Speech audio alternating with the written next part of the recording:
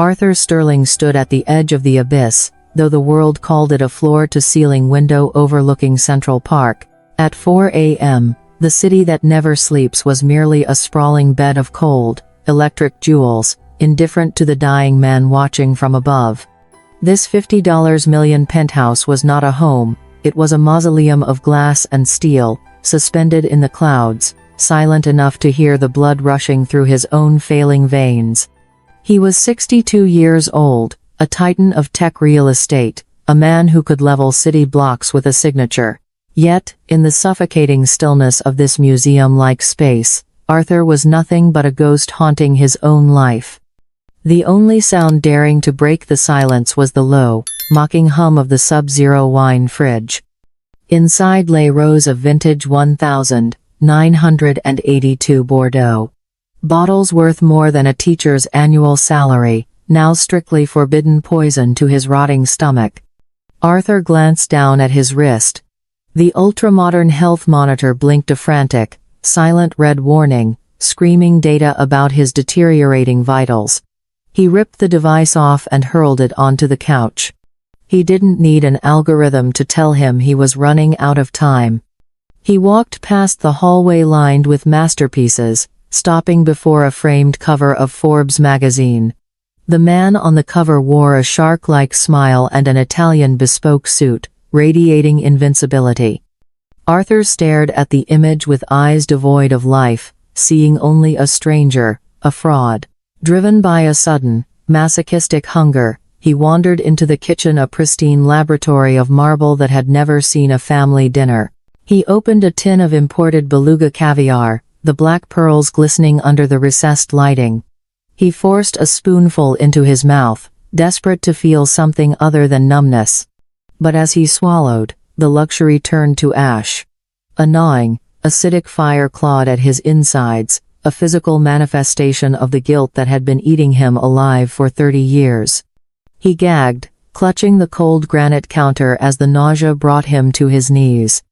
Gasping for air, Arthur stumbled toward his study. He bypassed the wall safe hidden behind a Picasso, ignoring the gold bars and bearer bonds stacked inside. Those were worthless trinkets now. Instead, his trembling hands unlocked a secret compartment in the base of his antique mahogany desk. There lay the only treasure that mattered, a cracked, dried-out leather wallet from the 1982. Arthur opened it as if handling a holy relic. Inside was a Polaroid, faded and dog-eared. A young woman, Sarah, stood in front of a rust bucket trailer in Pennsylvania, her hair messy, her smile genuine and radiant, a stark contrast to the frozen perfection of his current life. Bzet. Bzet. The silence was shattered by his $2,000 smartphone vibrating on the desk. The screen lit up.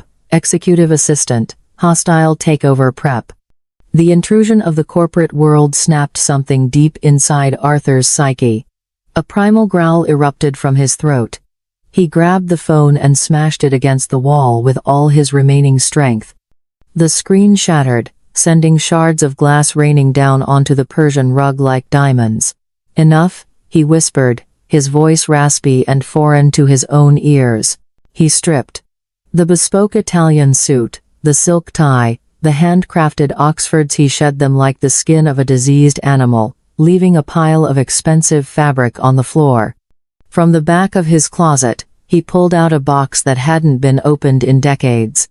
He put on a faded, moth-eaten flannel shirt and a pair of worn work boots. He looked in the mirror and, for the first time in years, recognized the eyes staring back.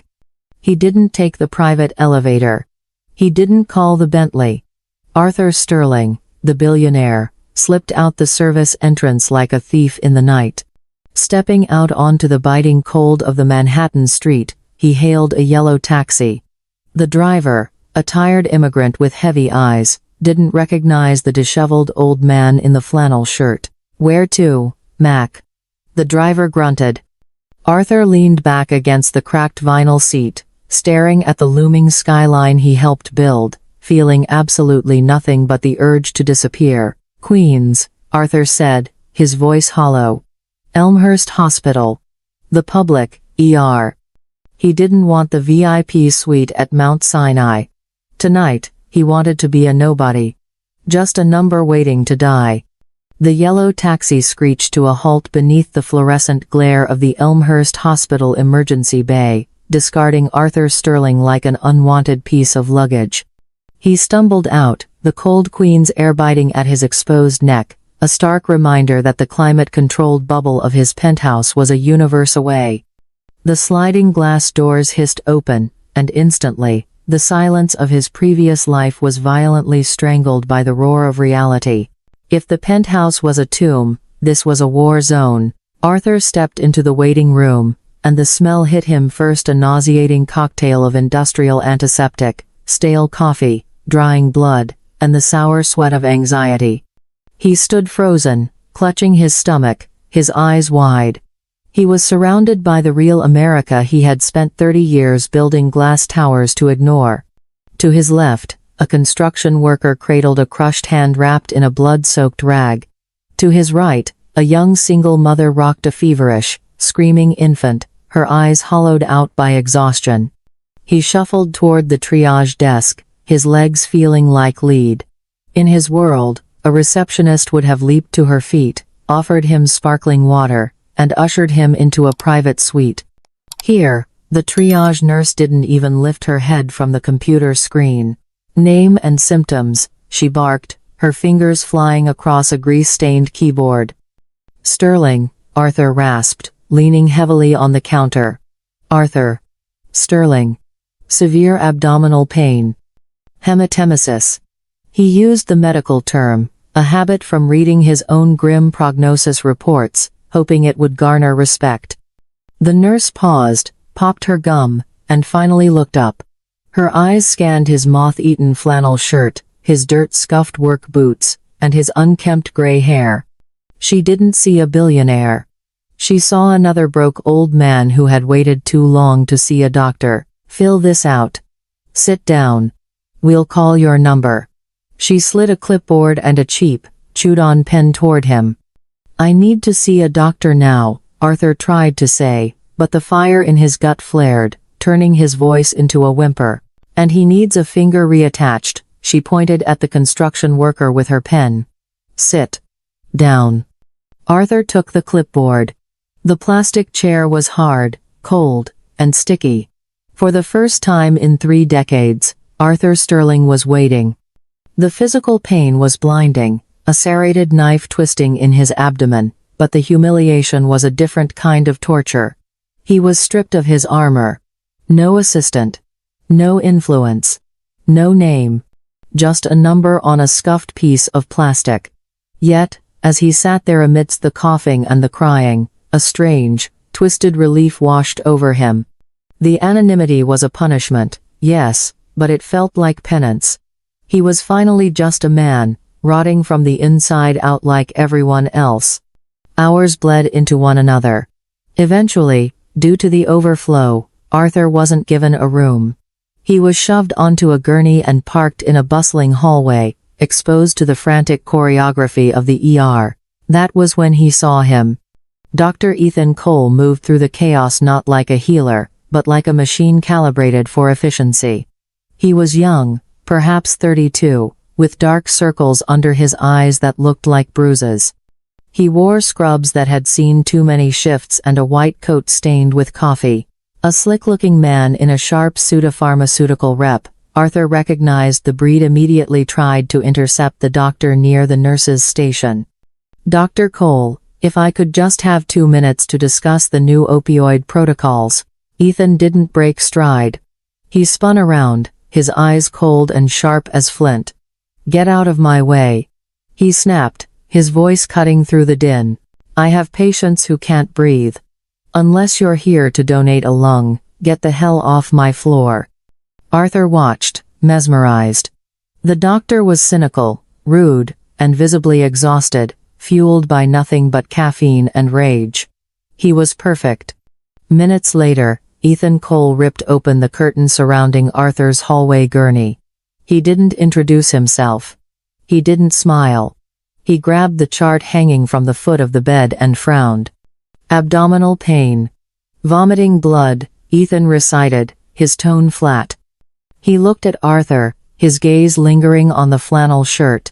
Let me guess. You've been feeling this for months, but you're too stubborn to come in until you collapsed? Tough guy routine? Arthur blinked. The judgment was instantaneous. To this doctor, Arthur was just another blue-collar stereotype, a laborer who prioritized work over health. I have a high pain tolerance. Arthur lied, his voice trembling. Lift the shirt, Ethan commanded, snapping on a pair of latex gloves. Arthur complied. Ethan's hands were rough, pressing deep into Arthur's epigastric region with zero hesitation. Arthur cried out, his body arching off the thin mattress. Tender. Rigidity. Ethan muttered to himself, ignoring Arthur's gasp. You're bleeding inside, old man. The pain was unbearable now, a white-hot supernova in his gut. The Arthur Sterling of Wall Street, the tyrant who made grown men cry in boardrooms, suddenly surged to the surface. He couldn't take the dismissal anymore. He needed control. I demand something for the pain, Arthur snarled, summoning his deepest, most authoritative boardroom voice. I am not some vagrant you can ignore. I want 10 milligrams of morphine, and I want it now. The air in the hallway seemed to freeze. Ethan stopped writing on the chart. He looked up slowly, his expression shifting from indifference to icy contempt. He stepped closer, invading Arthur's personal space, towering over the gurney. Listen to me closely, Ethan whispered, the sound more menacing than a shout. He pointed a gloved finger toward the trauma bay behind them. There is a kid in Bay 4 with a bullet in his chest.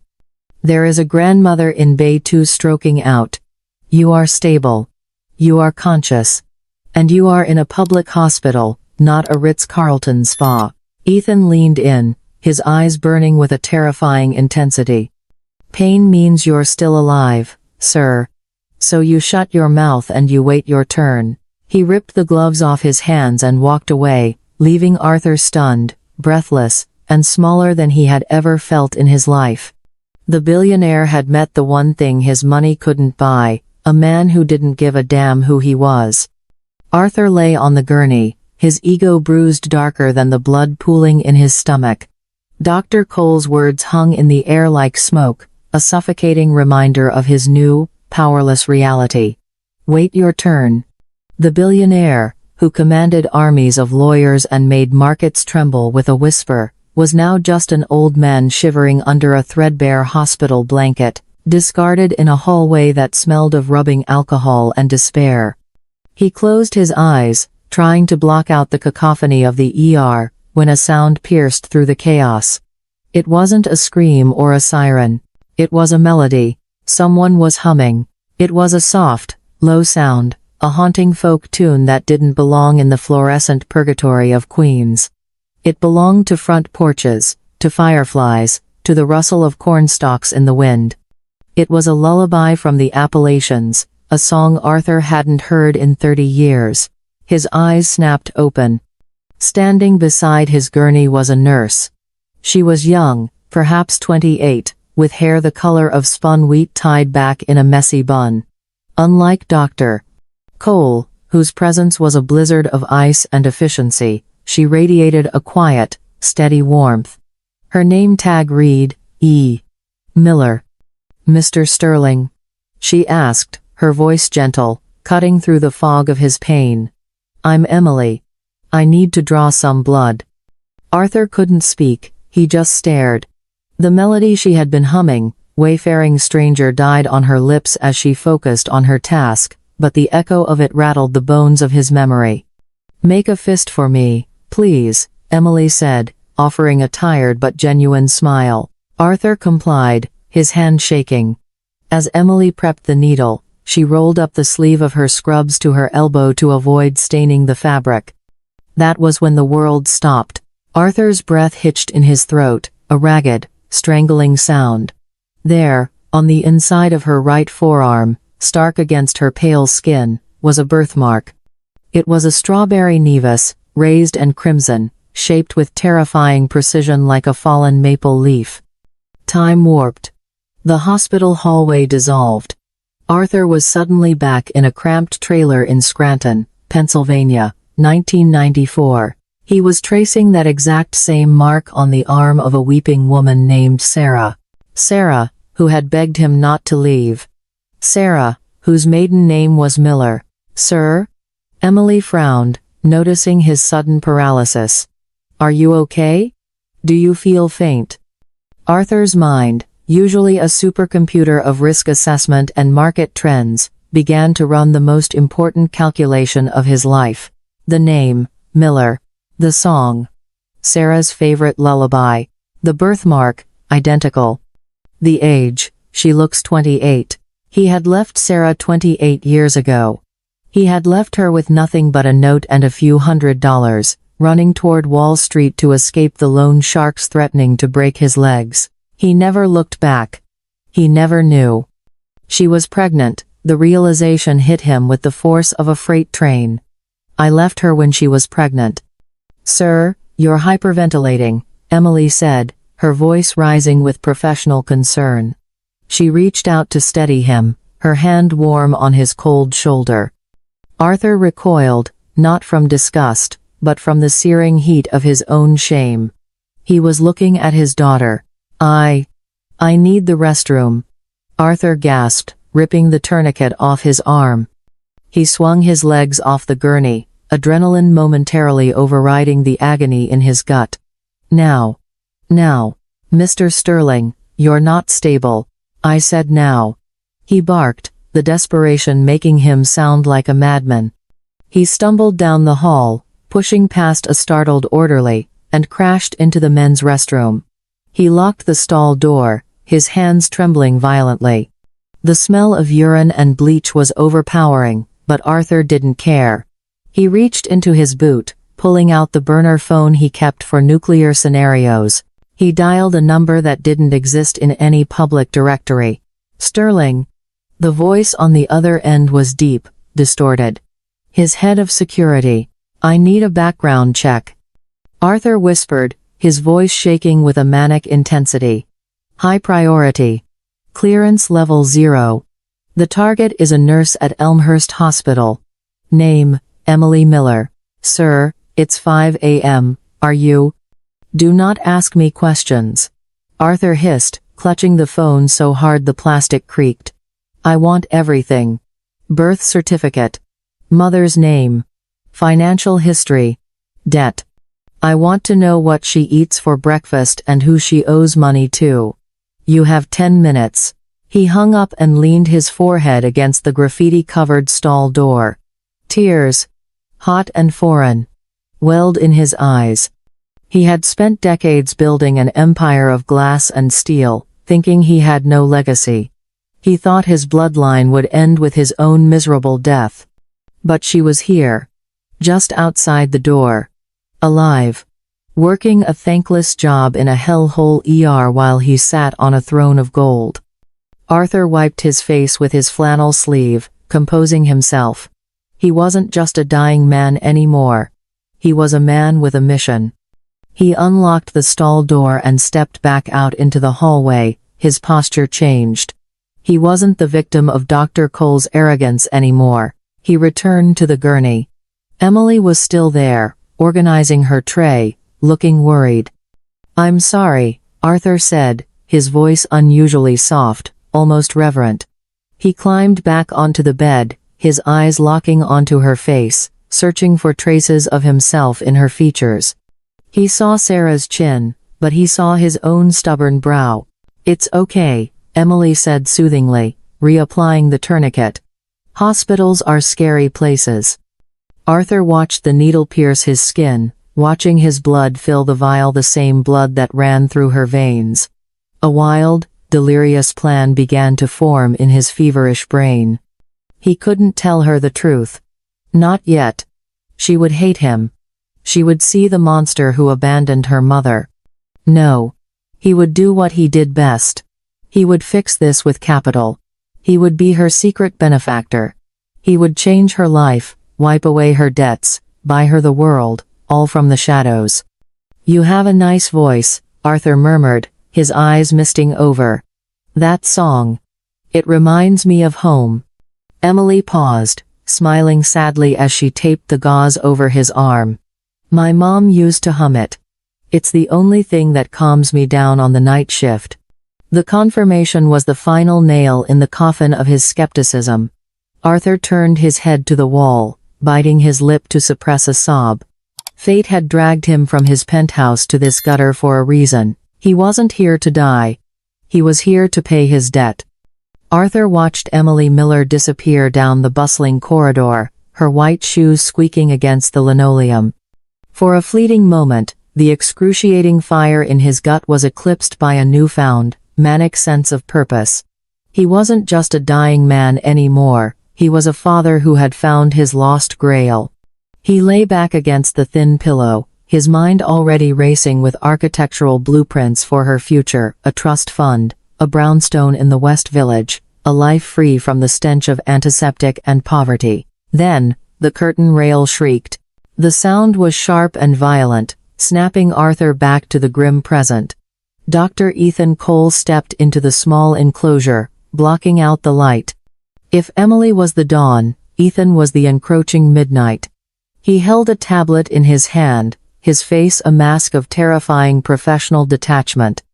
Mr. Sterling, Ethan said, his voice devoid of warmth. He didn't sit. He loomed. We got the CT scans back. Arthur tried to sit up, summoning the remnants of his dignity. Well? Do I need surgery? I assume it's an ulcer.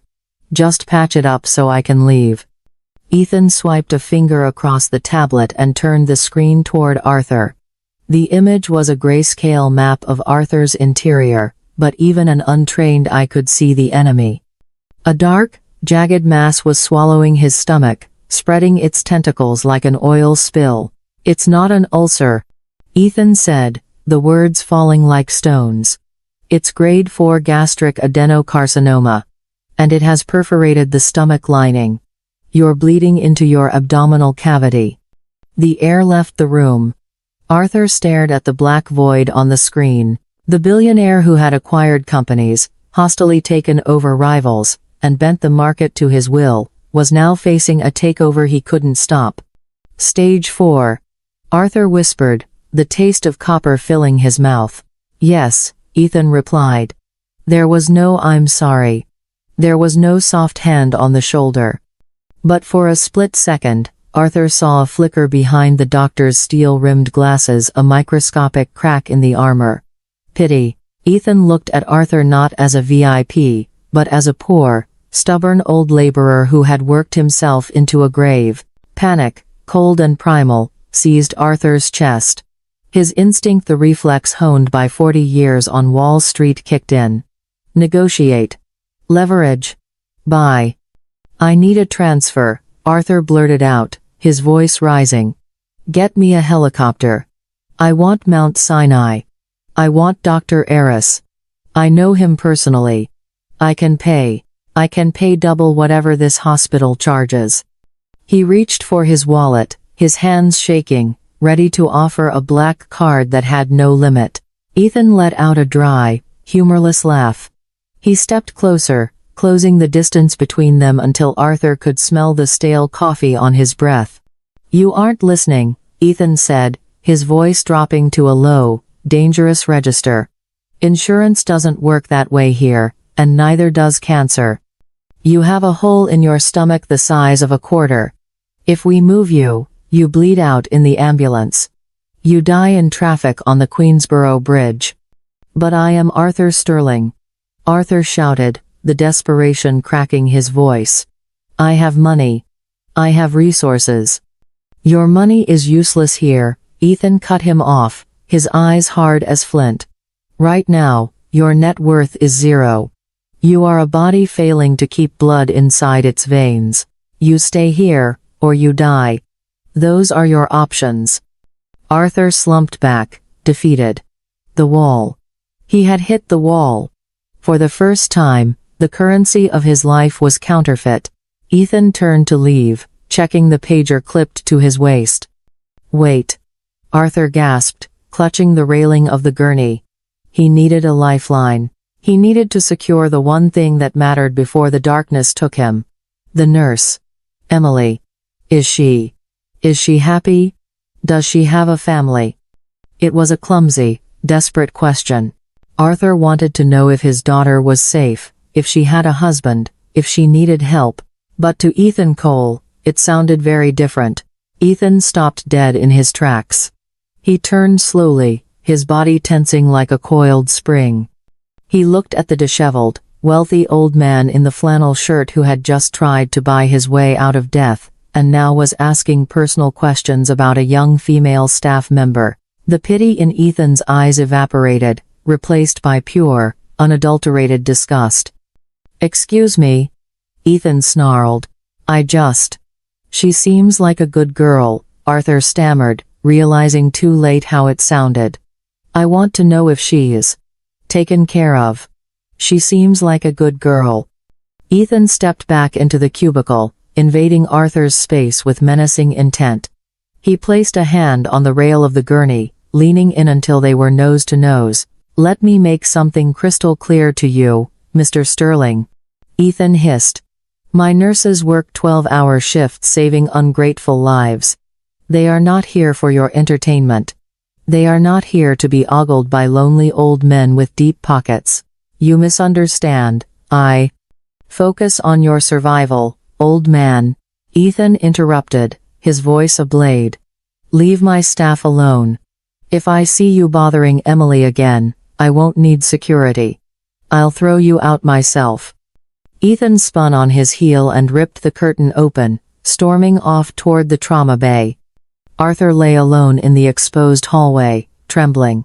He had alienated the one man who could save him, and in doing so, he had built a fortress around his daughter that he couldn't penetrate. 10 minutes later, an orderly arrived to move him.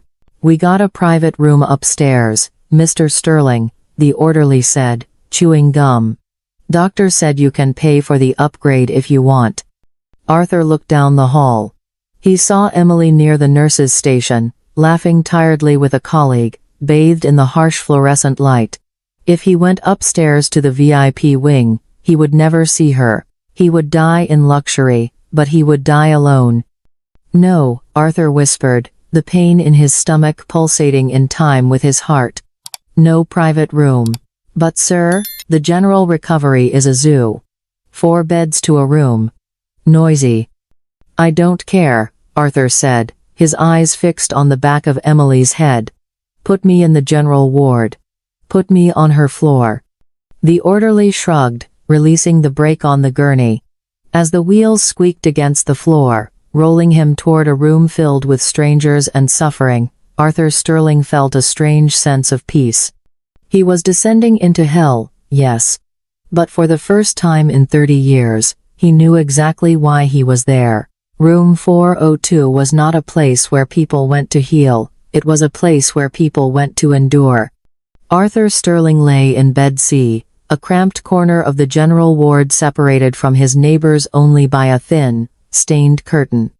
To his left, an elderly man with emphysema rattled with every breath, a sound like dry leaves being crushed underfoot. To his right, a teenager recovering from a motorcycle accident moaned softly in his sleep. It was 2 a.m. The hospital had settled into a heavy, uneasy slumber, but Arthur was wide awake. The darkness of the room was punctuated only by the rhythmic green blinking of the heart monitors, counting down the seconds of lives that hung in the balance. His burner phone vibrated against his thigh, a buzz that felt like a defibrillator shock in the silence. Arthur pulled the device from under the sheets, shielding the screen's glow with his trembling hand. A secure message from his private investigator had arrived. The subject line was simply, "Confirmed."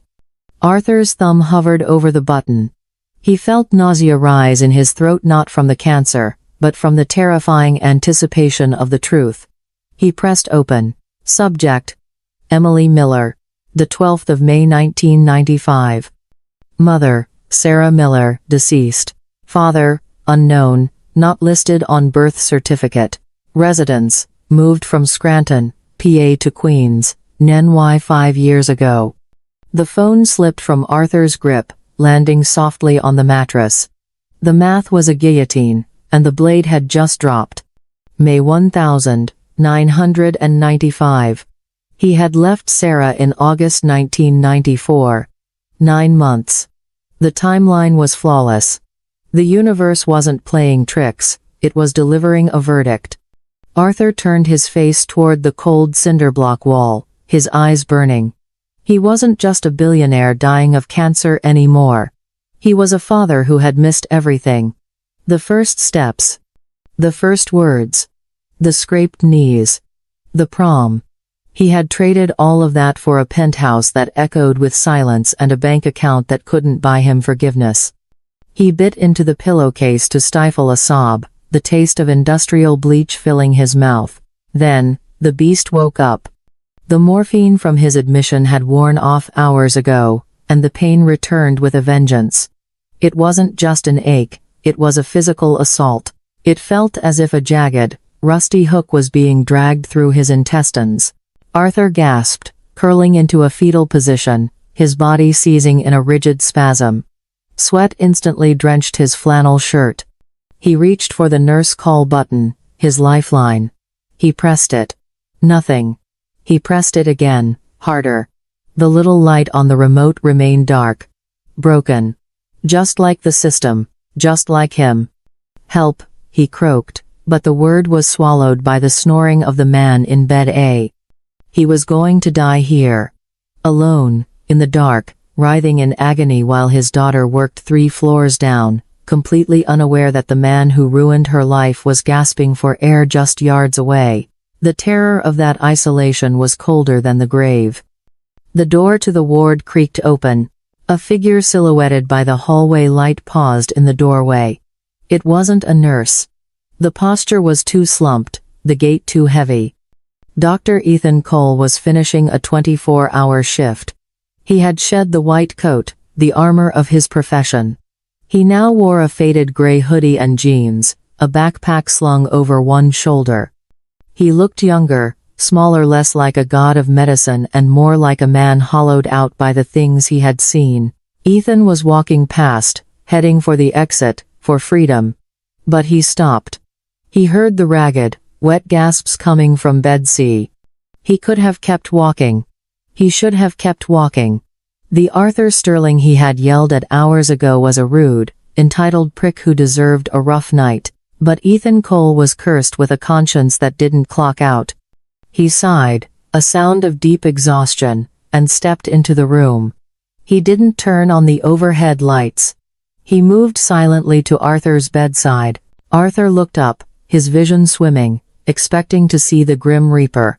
Instead, he saw the blurry face of the man who despised him. Button. Broken. Arthur wheezed, clutching his stomach. Ethan looked at the useless remote and shook his head in disgust. He didn't call a nurse. He didn't yell. He dropped his backpack to the floor and pulled the metal chair close to the bed. "Stop fighting it," Ethan said. His voice was different now. Gone was the sharp, commanding bark of the ER trauma bay. This voice was low, steady, and strangely intimate. "You're tensing your abdominal wall. You're making it worse. You're making it worse. It burns," Arthur cried, tears leaking from his eyes. "I know," Ethan said. He reached out, not with the latex-gloved detachment of a surgeon, but with a bare hand. He placed it gently on Arthur's shoulder. "Listen to me. Look at me."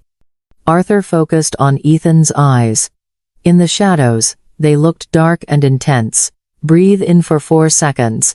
Ethan instructed, tapping a rhythm on the bed rail. "Hold for 4. Out for 4. Do it." Arthur tried, but a spasm hit him. He groaned. "Focus, old man," Ethan urged, leaning closer. "Don't let the pain drive the car. You drive. In. 2. 3. 4. Hold." For 20 minutes, the world narrowed down to just the two of them. No billionaire, no doctor. Just 2 tired men in the dark. Ethan didn't leave until Arthur's breathing leveled out and the knot in his stomach began to loosen. not from drugs, but from the sheer force of human connection. Ethan stood up, stretching his back. He reached over and adjusted Arthur's pillow, fluffing it to support his neck, a gesture of tenderness that shocked Arthur more than the pain. "Why?" Arthur whispered, his voice raspy. "You hate me." Ethan paused, looking down at his hands. He seemed to debate whether to answer. "My mom," Ethan said quietly, looking at the wall. "She had stomach issues. Bad ones. We didn't have money for specialists. I used to sit up with her at night like this. I know what that look on your face feels like." He picked up his backpack, slinging it over his shoulder. "Stress kills faster than the tumor, Sterling. If you want to survive this, you have to stop fighting the world." Arthur watched him go. He saw the silhouette of the young doctor disappear into the hallway. A strange sensation washed over Arthur, a flicker of familiarity he couldn't place. The intensity in Ethan's eyes. That stubborn refusal to give up on a lost cause. It reminded Arthur of someone. It reminded him of himself, 30 years ago, before the money turned his heart to stone. Arthur closed his eyes, the image of Emily and the image of Ethan swirling in his mind. He wasn't alone anymore. He had a daughter he needed to save, and he had found the one man who might just be able to keep him alive long enough to do it. Dawn broke over Queens not with a burst of hope, but with the gray, suffocating light of a hangover. In room 402, Arthur Sterling woke from a feverish doze, his mouth tasting of copper and despair. The pain in his abdomen had receded to a dull, throbbing hum, a predator lying in wait. He turned his head, expecting to see the bleak plastic cup of tepid water on his bedside table. Instead, he saw a miracle. Sitting there, gleaming softly under the fluorescent nightlight, was a battered silver thermos. It wasn't hospital property. It was personal, dented, and real. Beside it lay a plastic spoon. Arthur sat up, groaning as his abdominal muscles protested. He unscrewed the cap, and instantly, a plume of steam escaped, carrying a scent that hit him harder than a physical blow. Sage. Not the dried, dusty powder from a shaker. This was fresh, earthy garden sage, mingled with the richness of slow-cooked poultry and heavy cream. It was the scent of a memory he had buried under 30 years of gold bars and hostile takeovers. With trembling hands, Arthur spooned the thick, creamy liquid into his mouth. The taste transported him instantly. The hospital walls dissolved. He was no longer a dying billionaire in Queens. He was 25 years old, sitting at a wobbly formica table in a drafty trailer in Scranton. Outside, the Pennsylvania snow was burying the world, but inside, it was warm. Sarah was at the stove, humming that same folk song, stirring this exact soup. "Heavy on the sage, Artie," she used to say. "It keeps the cold out." The dumplings were dense and doughy, just the way Sarah made them. The spice blend was identical. It was a fingerprint in culinary form. Arthur dropped the spoon, tears mingling with the sweat on his face. Emily. It had to be her. She had hummed the song. Now she had brought the soup. She knew. Deep down, beneath the estrangement and the lies, the blood bond had pulled her to him. She was feeding her father. "Mr. Sterling?" The curtain swept back. Emily Miller walked in, holding a tray of medications. She looked tired, her eyes puffy from the night shift, but she offered him that same professional, devastatingly kind smile. Arthur looked at her with an intensity that bordered on religious adoration. "The soup," Arthur whispered, pointing to the thermos with a shaking finger. It's perfect. Thank you. I know you made it." Emily paused, checking the IV bag hanging above his head. She frowned, a genuine look of confusion crinkling her forehead. "Soup?" She glanced at the thermos. "I didn't bring that, sir. Maybe it was dietary services? Or the night nurse left it." Arthur smiled weakly. He didn't believe her. She was playing coy. She was protecting her job, or perhaps she was waiting for him to make the first real move. It doesn't matter, Arthur rasped, reaching out to touch the edge of her scrub top, desperate for connection. I know, Emily. I know. And then, the predator struck. A sudden, violent tickle started deep in his chest. Arthur tried to suppress it, but it exploded outward. He coughed a wet, hacking sound that tore through his diaphragm. Pain, white-hot and blinding, shredded his insides. The perforation in his stomach ripped wider. Mr. Sterling. Emily dropped the tray. Arthur convulsed, heaving forward. A spray of dark, arterial blood splattered onto the pristine white sheets, painting a gruesome abstract art piece of his mortality. The heart monitor above him shrieked a high-pitched wail signaling catastrophe. Code blue. Room 402. Emily yelled, grabbing the wall intercom. The room swarmed. Nurses, orderlies, chaos. Arthur felt the darkness encroaching, the edges of his vision turning to static. He was dying. He was leaving right now, and he hadn't paid his debt. The money. He had to give her the money. With the last reserve of his fading adrenaline, Arthur jammed his hand into the pocket of his flannel shirt. He pulled out a crumpled, blood-flecked check he had written in the dark hours of the night with a shaky hand. Pay to the order of Emily Miller. Amount, $10 million. Dr. Ethan Cole burst into the room, his face a mask of thunderous focus. Get the crash cart. Bag him. Arthur didn't look at the doctor. He grabbed Emily's hand as she tried to lower the bed rail. He shoved the check into the pocket of her scrubs, his grip bruising in its desperation. Take it. Arthur screamed, blood bubbling past his lips. It's yours. For your future. Take it all. Emily recoiled, terrified by the manic look in his eyes. In the struggle, the check slipped from her pocket and fluttered to the linoleum floor, landing face up. Ethan Cole, stepping forward to intubate, froze. His eyes locked onto the slip of paper. He saw the signature. He saw the zeros. 6, 7 zeros. $10 million. The narrative in Ethan's mind snapped into place with terrifying clarity. He didn't see a father trying to save his daughter.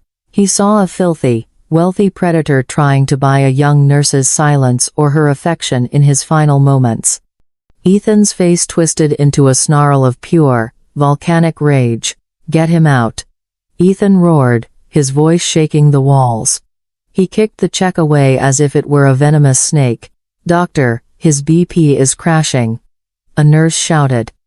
I said move him to the OR. Ethan yelled, grabbing the gurney himself and shoving it violently toward the door. He turned on Arthur, his eyes blazing with disgust. You sick son of a bitch. You think you can buy people here? You think she's for sale? No. Listen. Arthur gurgled, reaching out. Ethan slapped the bed rail down, locking it. Security. He bellowed into the hallway. I want a guard posted at the OR doors. This man is to have 0 visitors. No one comes near him. Especially not Nurse Miller. But I won't have my staff treated like prostitutes for your dirty money. Ethan spat the words at Arthur. Now breathe, damn you, because I'm not letting you die before you answer for this. As the gurney careened down the hallway, Arthur stared up at the passing ceiling lights, weeping. He had tried to give her the world, and instead, he had been branded a monster. The check lay trampled on the dirty floor of room 402, worth $10 million, but in that moment, it couldn't buy a single ounce of dignity. The world was dissolving into a blurred tunnel of fluorescent lights and ceiling tiles, rushing past at dizzying speed. Arthur Sterling was strapped to the gurney, his body a broken vessel leaking life onto the sheets, but his mind was still clinging to the wreckage of his delusion. He could hear Dr. Ethan Cole shouting orders ahead of him, a furious conductor of this symphony of chaos. I gave her the check, Arthur thought, the darkness clawing at the edges of his vision. She has the money. She'll understand later. She's my blood. The gurney slammed into the wall of the elevator bank, halting abruptly as the transport team waited for the doors to open. The nurse's station was just 10 feet away. "Hold the elevator," a nurse shouted. But the elevator didn't open. Instead, the double doors of the main entrance swung wide, and a different kind of energy burst into the sterile purgatory of the ER. It was a man. He was a mountain of a figure, clad in a grease-stained blue mechanic's jumpsuit that smelled of motor oil and winter air. He carried a pink box of Dunkin' Donuts in one hand and a cheap bouquet of bodega carnations in the other. He didn't look like he belonged in this house of sickness. He looked like life itself, loud, messy, and vibrant. "Emily." The man boomed, his voice cracking with relief. "I got here as soon as the shift ended. I heard the code on the scanner." Arthur, fighting to keep his eyes open, turned his head to the side. Through the haze of pain and morphine, he watched. Emily Miller, who was trembling by the station counter after the trauma in room 402, looked up. Her face, pale and terrified moments ago, instantly transformed. It was a look Arthur had never received in 62 years. It was the look of absolute, unconditional safety. "Dad!" She cried out. The word was a physical blow to Arthur's chest, harder than the hemorrhage. She didn't run to Arthur. She ran to the mechanic. The big man dropped the donuts and the flowers on the counter and enveloped her in a bear hug that seemed to squeeze the fear right out of her. "I'm okay, Daddy, I'm okay." Emily sobbed into his shoulder. "It was just a patient. He went crazy. I told you this graveyard shift is too much," the mechanic said, pulling back to look at her. Arthur stared. The resemblance was undeniable. It was etched into the architecture of their faces. The mechanic had the same slightly upturned nose, the same stubborn chin, the same way their eyes crinkled at the corners when they grimaced. Biology was screaming a truth that Arthur's checkbook couldn't silence. But the final nail in the coffin of Arthur's fantasy was yet to come. "Did you eat?" the mechanic asked, fussing over her. "You look pale, Em." He reached out to wipe a tear from her cheek. As he did, the sleeve of his jumpsuit rode up his thick, hairy forearm. Arthur's heart stopped. There, branded onto the mechanic's skin in reddish-brown pigment, was a birthmark. It was raised. It was jagged. It was shaped exactly like a fallen maple leaf. It wasn't Sarah's mark. It wasn't a maternal inheritance. It was genetic code passed down from this grease-stained mechanic to the daughter he adored. The realization hit Arthur with the violence of a head-on collision. The soup? It wasn't a secret message from a long-lost daughter. It was just soup. A coincidence. A recipe Emily probably picked up from a magazine or this man's kitchen. The lullaby? Just a song. He had constructed an entire cathedral of hope on a foundation of sand, and now the tide had come in. Emily wasn't his. He hadn't found redemption. He hadn't found an heir. He was just a dying, delusional old man who had thrown a $10 million check at a stranger because he was too terrified to face the void alone. "Elevators here. Move. Move." Dr. Cole shouted, snapping Arthur's gaze away from the reunion. The team pushed the gurney forward. As the metal doors began to slide shut, cutting off the view of the nurse's station, Arthur saw the mechanic pick up a donut and hand it to Emily, making her laugh through her tears. It was a simple, cheap moment of love that all of Arthur's billions could never replicate. The doors closed with a final, metallic thud. Arthur lay back, the fight draining out of him faster than the blood. The physical agony in his stomach was nothing compared to the hollow, rotting sensation in his soul. He closed his eyes. He didn't want to be saved anymore. Why fight? Why survive? Outside these doors, the world would go on. The mechanic would take his daughter home. They would eat dinner. They would laugh. And Arthur Sterling? His legacy was a trampled piece of paper on a dirty floor and a penthouse full of wine he couldn't drink. He was the poorest man in the world. "VP is dropping. 60/40. A nurse yelled. "Push Epi." Ethan commanded. Arthur didn't care. He let the darkness take him, welcoming the anesthesia not as a pause, but as an end. He whispered one word into the oxygen mask, a confession meant for no one. 0. The heavens over Queens tore open, unleashing a deluge that battered the hospital windows like 1,000 desperate fists demanding entry. It was a torrential nor'easter, a meteorological beast that had turned the Long Island Expressway into a parking lot and the operating rooms into a waiting game. Arthur Sterling lay in the pre-op holding area, a purgatory of beige curtains and beeping machinery. The surgery had been delayed by an hour. The pileup on I-95 had diverted the attending trauma team, leaving Arthur stranded on the threshold of oblivion. Bzz. Clack. The overhead lights flickered, died for a heart-stopping second, and then buzzed back to life with the sickly yellow hum of the emergency generators. The hospital groaned under the strain of the storm, a mechanical leviathan fighting to keep breathing. Arthur stared at the ceiling tiles, counting the water stains. He felt surprisingly light. The crushing weight of hope had been lifted. He wasn't a father. He wasn't a savior. He was just a biological failure waiting to be erased. The curtain whipped back. Dr. Ethan Cole entered, shaking rain from his hair, his surgical scrubs already donned. He looked like a specter, pale, intense, and vibrating with suppressed energy. He held a clipboard as if it were a weapon. "Traffic is a nightmare," Ethan muttered, not making eye contact. He thrust the clipboard toward Arthur's chest. "Anesthesiologist is 5 minutes out. I need you to sign the consent forms. Risks include infection, hemorrhage, cardiac arrest, death. Sign at the bottom." Arthur didn't reach for the pen. His hands lay limp at his sides, pale as wax. "No," Arthur whispered. Ethan stopped. He looked down, his eyes narrowing. "Excuse me. We don't have time for a philosophical debate. Your stomach is leaking acid into your peritoneum. Sign the paper." "Just let me go, doctor," Arthur said, turning his head to look at Ethan. His eyes were no longer the hard, demanding orbs of a CEO. They were glassy, filled with a terrifying resignation.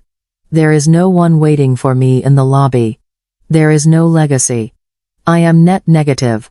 Let nature take its course." Ethan slammed the clipboard onto the metal tray table. The sound echoed like a gunshot. "I don't get paid to let people commit suicide because they're having a bad day," Ethan growled, leaning over the gurney. "You sign, or I call a psych consult and declare you incompetent. Either way, I'm cutting you open. I'm not losing a patient on my shift because he's feeling sorry for himself." Arthur looked at the young doctor's fury. It was pure. It was righteous.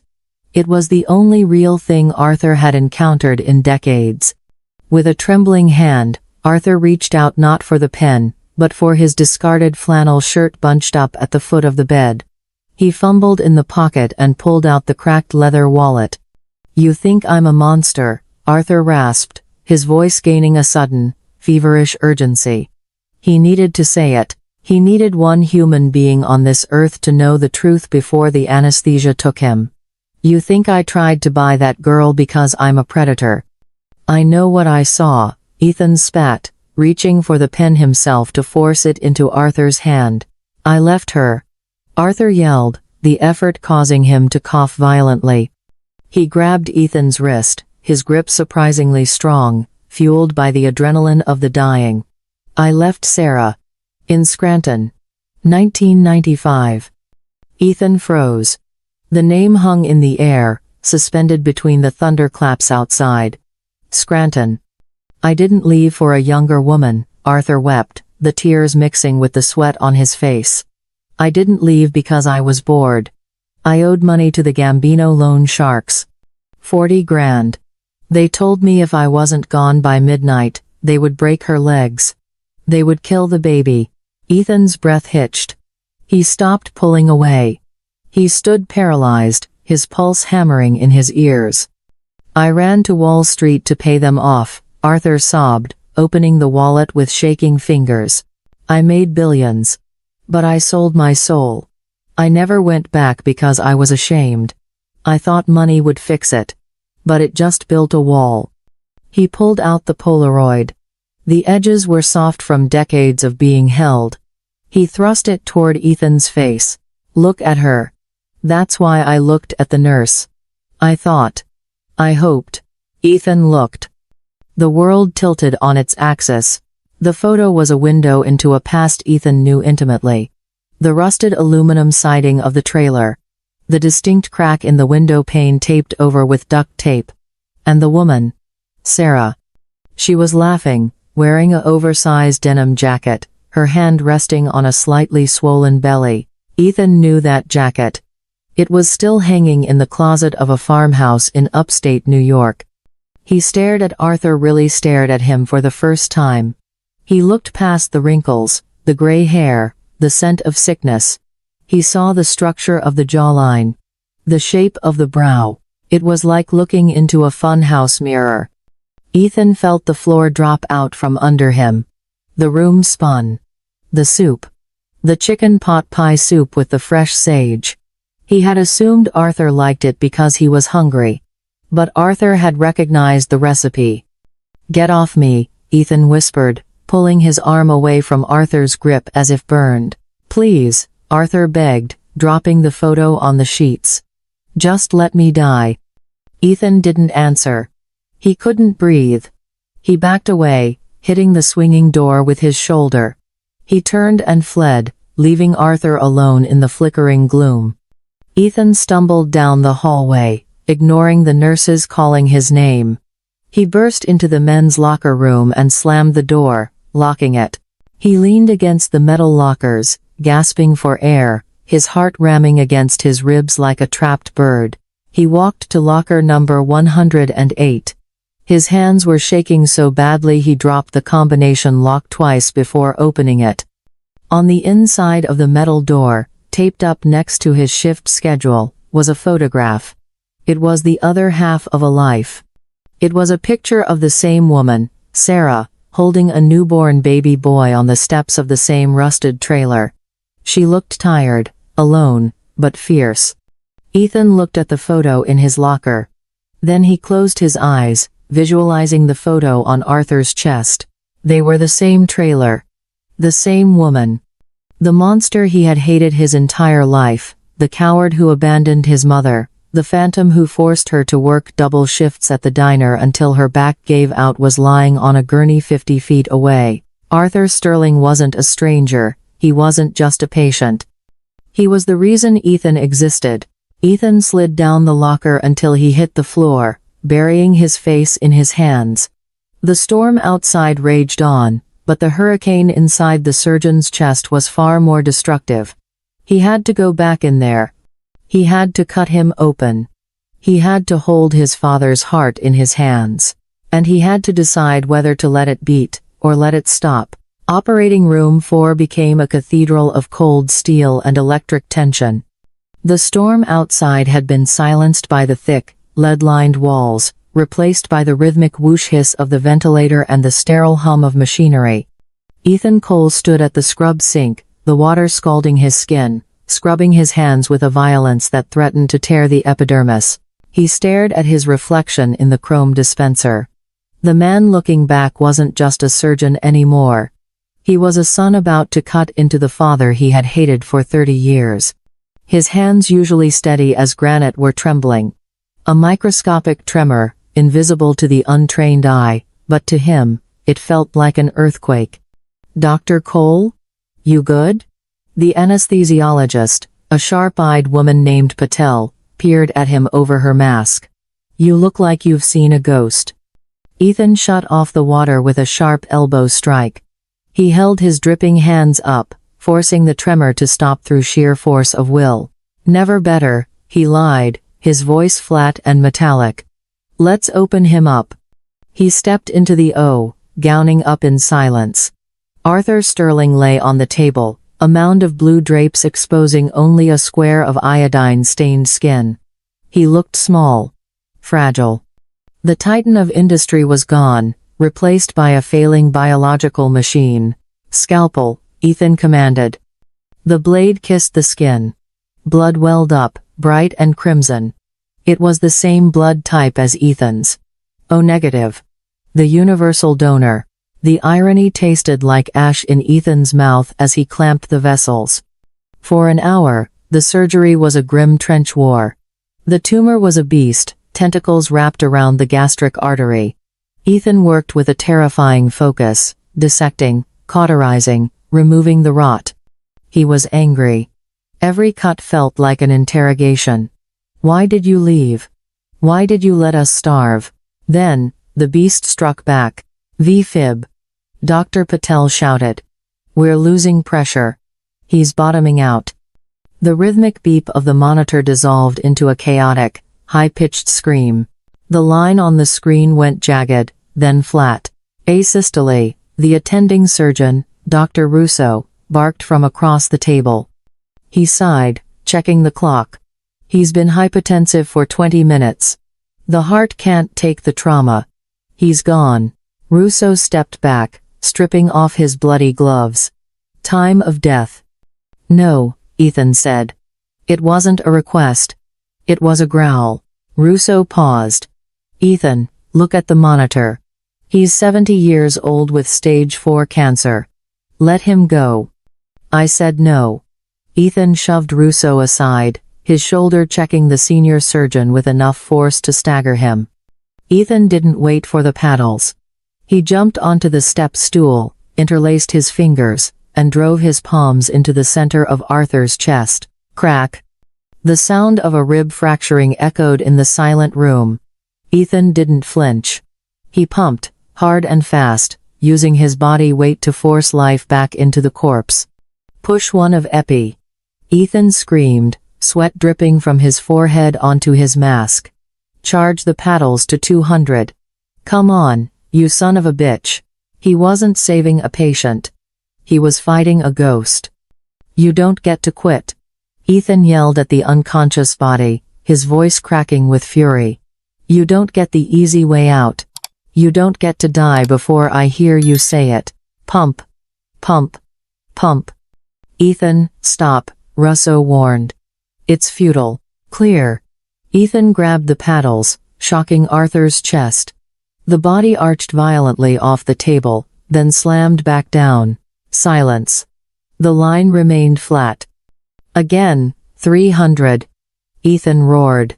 He shocked him a second time. Then a third. He resumed compressions, his arms burning, his own heart hammering against his ribs. He was dragging his father back from the abyss by the throat. Beep. A single, lonely tone. Beep. Beep. Sinus rhythm. Patel gasped, staring at the monitor in disbelief. We have a pulse. It's weak, but it's there. Ethan slumped over the body, gasping for air, his adrenaline crashing. He had done it. He had brought the monster back to life. Stabilize him, Ethan whispered, his voice hoarse. I need to close the perforation. He reached for the needle driver, his hand steady again. As he pulled back the retractor to suture the stomach wall near the ribcage, the harshore lights illuminated a patch of skin that had been hidden by the drapes. There, running along the lower ribs on the left side, was a scar. It was old, white, and jagged, a brutal, raised keloid mark about 4 inches long. It wasn't a surgical scar. It was a violent scar. Ethan froze. The needle driver hovered in midair. A memory, sharp and vivid as lightning, struck him. He was 10 years old, sitting on the porch of the farmhouse, asking his mother about the world. He had asked if his father was a coward. Sarah had looked at him, her eyes fierce. Your father made mistakes, Ethan. Big ones. But he wasn't always a coward. See this? She had pointed to her own side. A drunk driver came at us with a tire iron in a parking lot in '94. Arthur stepped in front of me. He took the hit. He nearly died that night to keep you safe inside my belly. Ethan stared at the white line on Arthur's ribs. It was the map of that night. It was the physical proof that the man on the table had, at least once, chosen love over fear. The resentment that had fueled Ethan for 30 years didn't vanish, but it cracked. The monster had a human scar. Dr. Cole? Patel urged. The bleed? Ethan blinked, snapping back to the present. He looked at Arthur's face, pale, intubated, helpless. I see it, Ethan said softly. He began to sew. But this time, he didn't stitch with anger. He worked with a masterful, desperate precision. He repaired the stomach lining with the most delicate sutures of his career, weaving the tissue back together as if he were trying to mend the fabric of the past itself. He finished the knot and cut the thread. He's closed, Ethan announced, stepping back. He stripped off his gown, his chest heaving. Get him to the ICU. Watch him like a hawk. If his pressure drops even 1 point, you call me. Where are you going? Russo asked, stunned by the display. Ethan walked to the door, pushing it open with his shoulder. He looked back at his father one last time. I have to go make a phone call, Ethan said, his voice trembling with a new, terrifying emotion. I have to tell my mother that the ghost is real. The darkness did not end in fire. It ended in light, blinding, white, and persistent. Arthur Sterling blinked, his eyelids feeling like rusted shutters forcing themselves open. He expected the sulfurous heat of hell or the sterile purgatory of the ER hallway. Instead, he was met with the soft, golden glow of afternoon sunlight filtering through a private window. The deafening cacophony of the storm and the screaming monitors was gone, replaced by the rhythmic, reassuring drip-drip of an IV bag and the hum of an HVAC system that didn't sound like it was dying. He was alive. The realization was a heavy, confusing weight on his chest. He tried to sit up, but a sharp tug in his abdomen, a reminder of the violence Dr. Cole had inflicted to save him, pinned him to the mattress. Don't move, a voice said. It wasn't the bark of a drill sergeant. It was tired, quiet, and familiar. Arthur turned his head. Sitting in the visitor's chair, bathed in the dust motes dancing in the light, was Dr. Ethan Cole. He wasn't wearing the blood-spattered scrubs of the operating room. He wore a simple navy sweater and jeans. He looked less like a god of medicine and more like a man who had stared into the abyss and blinked first. On the tray table between them sat the battered silver thermos. Arthur stared at it, his throat dry as sandpaper. The mechanic. Arthur rasped, his voice sounding like grinding stones. The nurse. She wasn't. No, Ethan cut him off gently. He reached for the thermos and unscrewed the cap. The scent wafted out, savory, earthy, unmistakably specific. Emily isn't your daughter. She's just a good nurse who likes my cooking. Ethan poured the soup into the plastic cup lid. He didn't hand it to Arthur immediately. He held it, staring into the steam. You recognized the taste because of the sage, Ethan said, his eyes locking onto Arthur's. Dried sage tastes like dust. But Mom. She always grows it fresh in the window box. She puts heavy cream in the broth to thicken it. It's a distinct recipe. You can't fake it. Arthur's heart hammered against his bruised ribs. Mom. Sarah, Arthur whispered, the name breaking on his lips. Ethan reached into his pocket and pulled out the cracked leather wallet Arthur had tried to give him before the surgery. He placed it on the tray table next to the soup. I found the other half of the photo in your wallet, Ethan said, his voice thickening with emotion he fought to control. She told me you were dead. She told me you died in a car crash because it was easier than explaining that you chose Wall Street over us. I didn't choose it. Arthur wept, the tears flowing freely now, hot and cleansing. I ran to save you. The loan sharks. They would have killed you before you took your first breath. I know, Ethan said. I saw the scar on your ribs when I opened you up. The keloid. Mom told me how you got it. Defending her. Ethan stood up.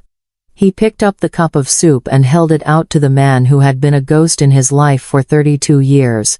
Drink, Ethan commanded softly. Then, he took a breath that seemed to span 3 decades. "Hi, Dad."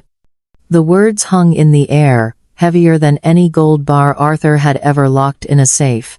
There was no screaming. No Hollywood embrace. Just two broken men in a quiet room, weeping silently over a cup of chicken pot pie soup. 6 months later, the wind that swept through the Hudson Valley was different from the wind in the canyons of Manhattan. It didn't smell of exhaust and ambition, it smelled of damp earth, pine needles, and rain. A rusted, 10-year-old Ford pickup truck rattled up the gravel driveway of a modest farmhouse that had seen better days. The driver's side door creaked open, and Arthur Sterling stepped out. He was unrecognizable. The Italian bespoke suits were gone, replaced by sturdy denim overalls and a flannel shirt that fit his frame loosely. His face, once gray and hollowed by cancer and greed, was now tanned and lined with the healthy fatigue of physical labor. He didn't check a smartwatch. He didn't reach for a phone. He reached into the truck bed and pulled out a bag of fertilizer. His hands' once manicured claws that signed billion-dollar death warrants for rival companies were rough, calloused, and permanently stained with soil. Arthur walked toward the garden where a woman was kneeling in the dirt. Her hair was entirely gray now, pulled back in a loose bun, but her profile was the same one that had haunted his wallet for 30 years. Sarah stopped weeding. She sensed him before she saw him. She stood up, wiping her hands on her apron, and turned. There was no fear in her eyes anymore. The anger had burned out in the hospital waiting room months ago. Now, there was only a quiet, tentative peace. Arthur dropped the fertilizer bag and walked to the edge of the garden bed. He didn't offer her diamonds.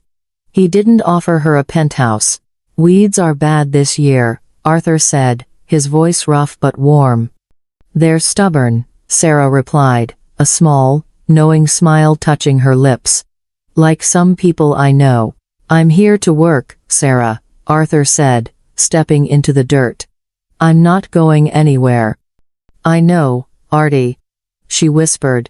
From the porch of the farmhouse, leaning against the wooden railing, Ethan watched them. He held a mug of coffee, the steam rising in the cool air. He watched the former billionaire kneel in the mud next to his mother. He watched his father, who had liquidated every asset, sold the company, and donated the proceeds to pay off his moral debts, finally do the one thing he had never been able to afford. Arthur reached out and took Sarah's hand. It was a dirty, gritty grasp, devoid of glamour, but solid as rock. Ethan took a sip of his coffee, the bitterness gone.